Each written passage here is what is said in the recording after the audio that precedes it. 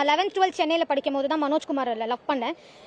மனோஜ்குமாரை love பண்ணிட்டு 9 வருஷம், இன்னையோட 9 வருஷம் ஆச்சு. கல்யாணம் பண்ணிக்கிறேன்னு சொல்லி என்னை ஃபிசிக்கலாகவும் மணியாகவும் யூஸ் பண்ணிக்கிட்டு இன்னைக்கு கல்யாணம் பண்ணிக்க முடியாதுன்னு சொன்னாங்க. நான் கம்ப்ளைண்ட் கொடுத்துருக்கேன். கம்ப்ளைண்ட் கொடுத்து 1 மாசத்துக்கு அப்புறம் தான் எஃப்ஐஆர் போட்டாங்க. அதுவும் தப்பான செக்ஷன்ஸ் போட்டாங்க.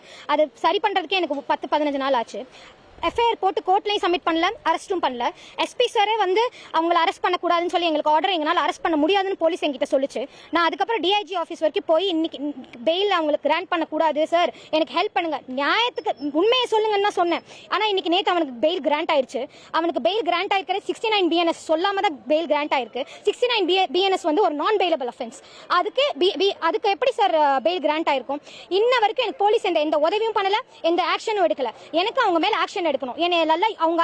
அவங்க அம்மா அப்பா வந்து வெட்டி கொன்றுவேன் போலீஸ் ஸ்டேஷன் முன்னாடி என்னை மிரட்டதுக்கு அப்புறம் 1 வீக் அப்புறம் எனக்கு ஆக்சிடென்ட் ஆச்சு. அதுக்கப்புறம் 3 பேர் ஆட்டோல வந்து என்னை வந்து த்ரெட்டன் பண்ணாங்க. த்ரெட்டன் பண்ணியுமே நான் போலீஸ் ஸ்டேஷன் சொல்லியுமே அவங்க ஒரு நல்லா இருக்கியாமா, என்ன சேஃபா இருக்கியாமான்னு கூட போலீஸ் என்கிட்ட கேட்கல. ஆனா ஃபுல் சப்போர்ட்ல அக்யூஸ்ட் வந்து ஃபுல் சப்போர்ட்ல இருக்காங்க. விக்டிம் நான் வந்து இங்க மீடியா கிட்ட வந்து நிக்கிறேன். அவங்க மேல ஆக்ஷன் எடுக்கணும். அவங்க இப்ப எனக்கு உயிர் பயமா இருக்கு. நாளைக்கு எனக்கு எதனா ஆயிடுமோன்னு எனக்கு உயிர் பயமா இருக்கு. அவங்க பேரண்ட்ஸ் என்ன எதனா பண்ணிடுவாங்களோ உயிர் பயமா இருக்கு. இன்னைக்கு அவங்களுக்கு பேரண்ட்ஸ்க்கான பெயில் டேட், இன்னைக்கு அவங்களுக்கு பெயில் கிடைச்சிருச்சு. எஃப்ஐஆர் போட்டு 20 நாள் ஆனதுக்கு அப்புறமும் இப்போ வரைக்கும் அரெஸ்ட் பண்ணல. நேற்று தான் பெயில் கிராண்ட் ஆயிருக்கு. ஸோ அப்படி எதனா ரூல் இருக்கான்னு எனக்கு தெரியல. எஃப்ஐஆர் வந்து 69 BNS போட்டதுக்கு அப்புறமும் அரெஸ்ட் பண்ணல. எஸ்பி சார் ஆர்டர் அரெஸ்ட் பண்ணக்கூடாதுன்னு போலீஸ்ல இருந்து எனக்கு இன்ஃபர்மேஷன் வருது.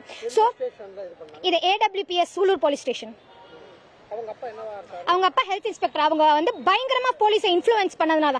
ஏன்னா நான் ஏன் அதை சொல்றேன்னா, என் பக்கம் நியாயம் இருக்கும் போது எப்படி சார் அவங்க தப்பிக்க முடியும்? இன்ஃப்ளூயன்ஸ் இல்லாம எப்படி சார் அவங்க தப்பிக்க முடியும்? சோ பயங்கரமா போலீஸை இன்ஃப்ளூயன்ஸ் பண்ணி தான் இன்னைக்கு அவங்க தப்பிச்சிருக்காங்க. இன்ஃப்ளூயன்ஸ் பண்ணாலும் நியாயம் தான் ஜெயிக்கும்னு நான் இப்ப மீடியா கிட்ட வந்திருக்கேன். அந்தமான்ல இருந்து நான் 11th 12th வந்துட்டேன். 11th 12th படிக்கும் போதே நான் வந்துட்டேன், சென்னை வந்துட்டேன். அதுக்கப்புறம் அவனுக்காக தான் காலேஜ் படித்தேன். அவனுக்காக தான் அவன் கூப்பிட்டதுனால தான் இங்கே கோயம்புத்தூர் வந்தேன். அவங்க அப்பா அம்மாவுக்கு 2018 நான் லவ் பண்ணுறது தெரியும். கல்யாணம் பண்ணி வைக்கிறேன்னு என்னை நம்ப வச்சாங்க, நம்பினாங்க, நம்பிக்கை கொடுத்தாங்க. அது மட்டும் இல்லாமல் எனக்கு வீடு பார்த்து இங்கே 2 வருஷமா இங்கே வச்சதே வந்து அவங்க அப்பா தான்.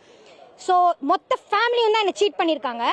பாப்போம் அது எவ்வளவு தூரம் போகுதுன்னு. நான் என்னால அவனை மாதிரி லவ் பண்றதுக்கு ஒருத்தி, கல்யாணம் பண்ணிக்கிறது ஒருத்திக்கலாம் என்னால வாழ முடியாது. நான் அவளை கல்யாணம் பண்ணிக்கணும் தான் இந்த கேஸ் கொடுத்தேன். ஆனா இது வந்து அந்த அளவுக்கு போற மாதிரி தெரியல. அவங்க தைரியமா இன்ஃப்ளூயன்ஸ் பண்ணி தப்பிச்சலான்னு பாக்குறாங்க. ஆனா இன்ஃப்ளூயன்ஸ் பண்ணாலும் தப்பிக்க முடியாதுன்னு நான் மீடியா வரைக்கும் வந்திருக்கேன். அவ்வளவுதான் சார். தெரியல சார். 3 பேர் மொத்தமா தான் சார் ஏமாத்திருக்காங்க. ஃபேமிலியா மொத்தமா ஏமாத்திருக்காங்க. கோயம்புத்தூர் தான் சார், கோயில்பாளையம். அவங்க அப்பா ரிட்டையர் ஆயிட்டாரு, ஹெல்த் இன்ஸ்பெக்டர். அவர் கன் அண்ட் ரன் சும்மா IT கம்பெனில அவர் சும்மா TL இருக்கார், ரிசர்ச் டிபார்ட்மெண்ட்ல இருக்கார். இப்ப வேலைக்கு எதுவும் போறது இல்லை.